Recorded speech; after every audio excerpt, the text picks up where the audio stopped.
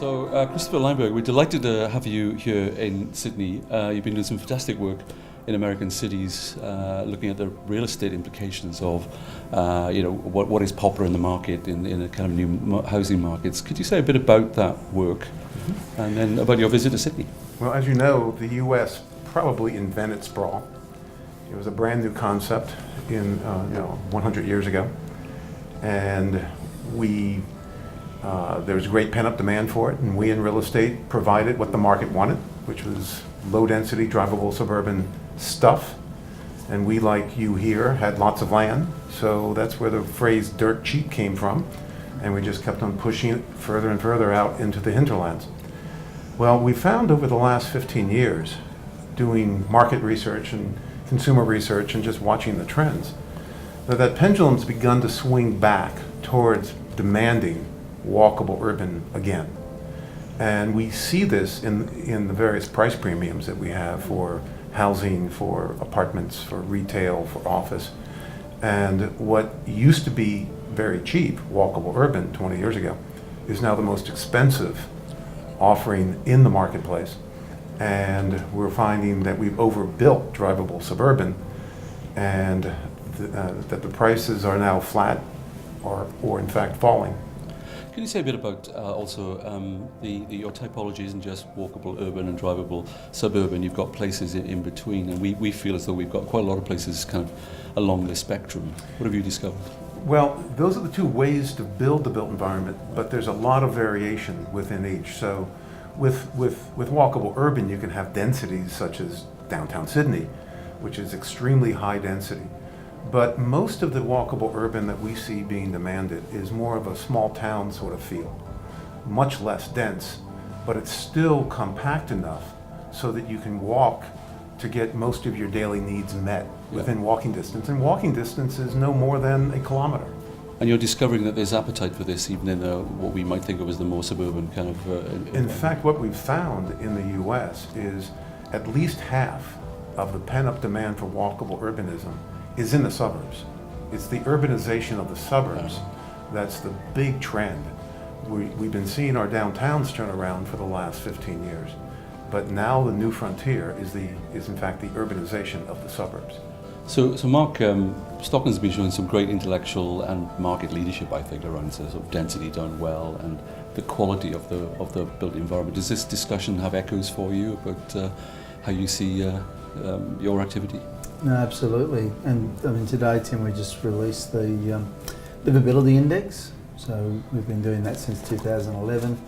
And today we see in our communities with 2,500 respondents that their satisfaction is 83%. And what really resonates in that survey is three key points. One is that you have these connected communities where people can form deep relationships, make new friends, feel safe, get around in a walkable manner, and that connection is the second most important element in designing connected walkable communities. And then thirdly is to bring that amenity early and make sure that is there, the schools, the childcare, the walking, the running fields, the places for people to be, and that idea of shared space, that is really the shared economy, the shared space, and creating that deep sense of place is really what's resonating across the resident base. What I think is great about all this is sometimes we have the discussions about urbanism, and it all sounds a bit fancy, but you're discovering, and so Chris has real market appetite for the kind of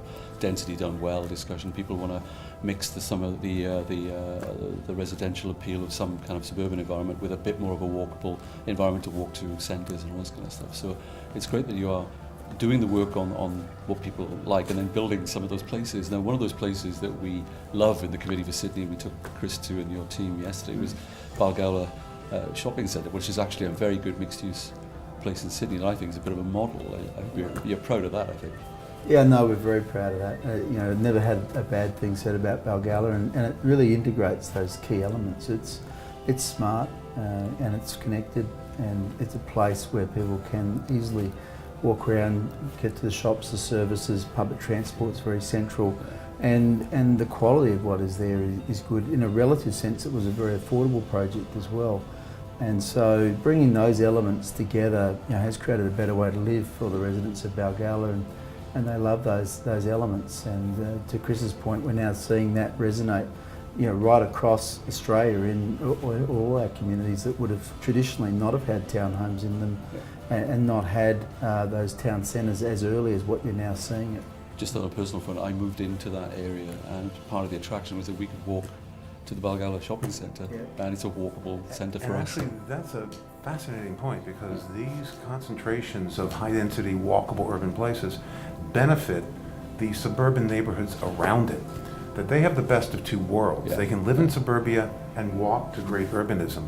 And what we've found is that the price premiums for those houses, anywhere from 40 to 100% on a price per square meter basis, because they're in the best of two worlds. I think as some research we're about to do with the Committee for Sydney actually is to find out what the property uplift has been for these kinds of places. But Lucy, this I know for a long period you've been thinking around this kind of stuff. This is music to your ears, I think. Yeah. And in terms of what you're doing with the Greater Sydney Commission, how does it fit in? Well, walkable urbanism is fascinating to me within the I guess the envelope of what the Greater Sydney Commission is doing, because we are charged with leading metropolitan planning for Sydney with a view to ensuring livability, productivity and sustainability. Yeah. And the wonderful thing about walkable urbanism is that actually it achieves all three. It makes people more closely connected to places, to the shops, to the things they need to do. They don't have to get into the car to go everywhere, so temporally they're better connected. It's much more livable if you don't have to drive around so much in traffic, and it's also much more sustainable because you reduce your dependency on fossil fuels. So it actually ticks all three boxes, and people don't really appreciate how not only convenient it is, but how sustainable and productive it is. It is interesting though, people might not talk about these things, but where they choose to live is where these places provide these kind of amenities. Absolutely. It seems to me. And you see, for me, I'm always been very interested in the history of cities, and what we are actually doing is we are going back to the future. If you look here, like if you look, 4 or 5 kilometres radius from here, you will see the sort of walkable urbanism that we lost with the ideal of the garden city, which turned into car-dependent suburbanism. We are actually getting back to what people used to do for centuries before the car was invented. You'll see a clip from Back to the Future, which is the best popular movie about urbanism ever made. It's true. Yeah. So it's interesting though, by the way, Lucy's a bit modest. She's actually written a book about Sydney, a biography of Sydney, which is still available on Amazon, I point out. But Mark, you look as though you wanted to say something. I'd like you also to say something, perhaps responding to this. But you're very passionate also, as is the company, around the affordability agenda looking forward. How do you see that in terms of this discussion? Yeah, well, certainly the other element is using the land more intensively, and of course that relates in a lower cost element of land, and as a result more affordable product. And here in Sydney we had great examples where recent planning changes enabled townhomes in places like Marsden Park, as an example, in Schofields, where you hadn't historically had that product, and you go from a whole of market first home buyer participation rate of about 8% to 60%. And that's because they're able to get into a 2-3 bedroom walk-up townhome with a small yard and that shared space, and on release that was in the mid $500,000 range, which represented great value. It's gone up a little bit since then, but still represents a really good price point. You must be delighted to hear all this stuff, in the world. Absolutely. Because, as you know well, you've been working on this with the Committee for Sydney, which of course I used to be so closely connected with. The idea of cities like Sydney, which are, have a lot of spread to them, 65 kilometres from the coast to the edge. If we don't actually create a polycentric city, the place will become much less livable and much less productive and much less sustainable. So, very fundamental to the idea of supporting and building polycentricity is having lots of urban spaces, significant urban spaces for jobs and housing, and also lots of vibrant local centres which depend on having an urban form. So local urbanism and metropolitan urbanism and strategic centre urbanism is vitally important for a strong future for a large Australian cities. Well, I think we all agree, and we've never had a better opportunity, I think, to bring everybody together around this same strategy. I mean, the Greater Sydney Commission itself is a breakthrough, I think, but we're seeing some great collaboration between the public and private sector, as well as public collaboration, actually, than we've ever seen before. So we're a bit more optimistic that we can achieve this. Come to Chris for a sort of final observation. You're in Sydney. You're obviously an expert. You've been here 2 days now, and I was not going to ask you your reflections, but I will ask you your reflections. Are these profoundly different environments, or do they seem somewhat familiar to you? These are quite familiar, and this is in essence Southern California, where I used to live 25 years ago.